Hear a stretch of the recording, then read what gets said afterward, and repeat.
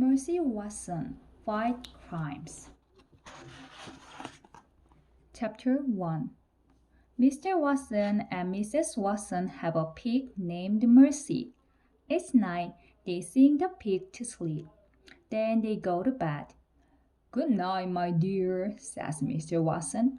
"Good night, my darling," says Mrs. Watson. "Oink," says Mercy. Most night, Mr. Watson and Mrs. Watson have Mercy all sleep soundly in their beds. But there was one night when they did not. Chapter 2. Larry Ninker was a small man. He was a small man with a big dream. Larry Ninker wanted to be a cowboy, but in the meantime, he was a thief. He was a thief in the kitchen at 54 Deckwood Drive. Larry Ninker was robbing the Watsons. "Yippee-yo!" sang Larry. "Everything must go." He grabbed hold of the toaster. He pulled it across the counter toward him. Screech went the toaster. "Shh," said Larry. He tossed the toaster into his bag. Clang went the toaster. "Shh," said Larry again. Chapter 3. Screech! Mercy woke up. Screech was the sound the toaster made when it was being pulled across the kitchen counter. Mercy Watson loved toast. She particularly loved toast with a great deal of butter on it. Mercy got out of bed. She pricked up her ears. She listened. Mercy heard Mr. Watson snoring. She heard Mrs. Watson snoring. Who was downstairs making toast? Mercy went to the top of the stairs. She looked down into the darkness. Clang went the toaster. Clang was the sound the toaster made when Mrs. Watson turned in, upside down to clean out all the crumbs. Somebody was making toast. Mercy went down the dark, dark stairs. She headed for the kitchen. Chapter 4. Larry Ninker grabbed the blender. He grabbed the clock. He grabbed the cookie jar. "Yippee-yo!" he sang as he walked. "In you go!" He grabbed the juicer. He grabbed the teapot. He grabbed the waffle iron. And then Larry Ninker heard a noise. He turned around. "Yippee!" sang Larry. Uh-oh. Chapter 5. Mercy looked around. She did not see the toaster. She did not see the bread. She did not see the butter. Instead, Mercy saw a little man wearing a big hat. He was not making a toast. Mercy was very disappointed. She was also very tired. She yawned. "Good pig," said the man. He nodded. Mercy lay down. She yawned again. "Nice pig," said the little man. Mercy closed her eyes. "Yippee-yo!" the man sang softly. "Off to sleep you go." Chapter 6. "That there," whispered Larry, "is a big pig." He reached into his shirt pocket.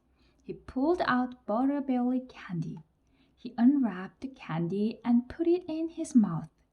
Larry thought it might be a good idea for this cowboy to hit the trail. He picked up his bag. He stopped.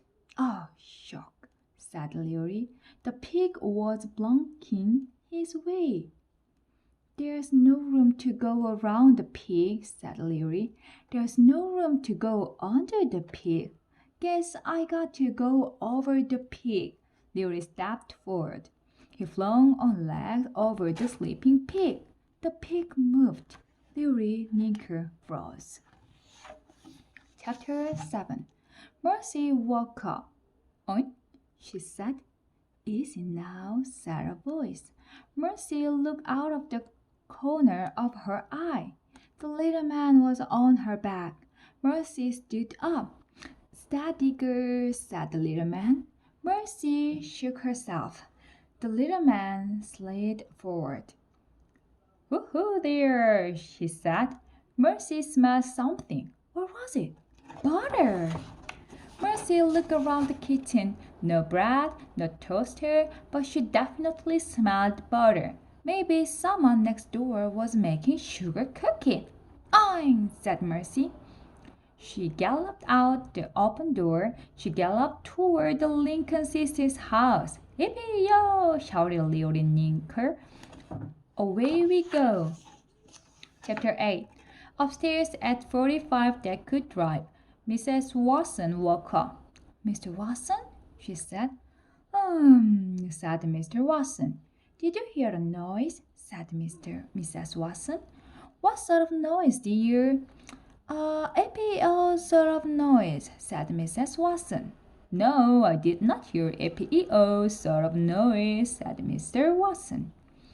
You were dreaming, my dear. I was, said Mrs. Watson. You were, said Mr. Watson. Go back to sleep. Mr. Watson got out of bed. I think that I'll go and check on Mercy, she said, and then I'll go back to sleep. Excellent, mumbled Mr. Watson. A top-notch plan, my dear. Mr. Watson started to snore. Chapter 9. Inside the Lincoln sisters' house, baby Lincoln woke up. She went into her sister's Eugenia's room. Sister, wake up, baby said. There is somebody outside shouting. Yippee-yo! Did you have pie before bed again? Asked Eugenia. I did not, said baby. I think you did, said Eugenia. I did not, said baby. Go back to your room immediately, said Eugenia. Yes, sister, said baby. Baby went back to her room. She got into her bed. She heard another APEO. Oh dear, said baby. I wish I had not eaten that pie. Chapter 10. APEO. Baby, shouted Eugenia. Come back here immediately. Baby got out of bed. She went into Eugenia's room. Yes, sister, said baby. Did you hear that noise? Said Eugenia. What is a EPEO, sister? It was, said Eugenia. You are dreaming, said baby. Nonsense, said Eugenia. Open the curtain. Baby opened the curtain. Together, the Lincoln sisters watched Mercy gallop across the lawn. They watched the little man on her back take his cowboy hat off and wave it over his head. Yippee-ee-oh, the little man shouted. That pig is disturbing the peace, said Eugenia, and so is the cowboy riding her. I'm calling the police. Oh, sister, said baby, are you sure it's not a dream? It's a nightmare, said Eugenia. That is what it is. Chapter 11. Next door, Mr. Watson discovered that Mercy was not in her bed. Mr. Watson, she shouted, come at once. Mr. Watson came at once. Mercy is not here, said Mrs. Watson. Are you certain? Asked Mr. Watson. Have you looked under the bed? Mrs. Watson bent over. She looked under the bed. She's not there, says Mrs. Watson. Mr. and Mrs. Watson stood together in Miss Mercy's room. What should we do? Asked Mrs. Watson. Yippee-ee-oh! Is that noise again? Said Mrs. Watson. Mr. Watson went to the window. He opened the curtain. He looked outside. Mrs. Watson, said Mr. Watson, we must call the fire department immediately. It's an emergency. Chapter 12. In reality, Uri Ninker was a small thief on the back of a pig. But in Uri's mind, he was a cowboy riding a buckling bronco in the Wild West. Being a cowboy is a hard work, said Uri Ninker. I need some refreshment. Uri reached into his shirt pocket. He grabbed hold of a better candy. He unwrapped it with one hand. He put it in his mouth. "Oh," said Rory Ninker, "this is the life." But just then the pig kicked up her heels. The pig bucked. The pig reared. Leary Ninker lost his grip. "Yippee!" said Leary. He flew through the air. "Aye!" said Leary. He landed on his back. "Oh!" said Leary Ninker. Chapter 13. Mercy sniffed. There was the delightful smell again. Butter. Where was it coming from? She looked around. She saw the little man lying on the ground. She sniffed his face. "Hee hee," the little man said. "That tickles." Mercy snuffled the man's shirt. "Hee hee," he said again. In order to snuff the man better, Mercy sat on the top of him. "Hee hee, get off him," said the man. Mercy put her snout in the man's shirt pocket. She snuffled some more. "Oh, hee hee," said the little man. "Ha!" Mercy found a piece of candy. She bit into it. It was sweet. It was lovely. It was very, very buttery. Mercy sat on top of the little man and chewed. A siren wailed. "Oh, shuck," said the man. Chapter 14. The fire department arrived first. "We have been to this house before," said the fireman named Ned. "You are right," said the fireman named Lorenzo. "This is the house with the pig and the toast," said Ned. "We ate toast at this house." "I see the pig," said Lorenzo. He pointed at Mercy. "The pig is sitting on somebody." "Good grief," said Ned. Ned and Lorenzo got out of the fire truck. They saw Mr. and Mrs. Watson running out the front door of their house. They saw Eugenia Lincoln and baby Lincoln running out the front door of their house. "This is interesting job, isn't it?" said Ned. "Very interesting," said Lorenzo. Chapter 15.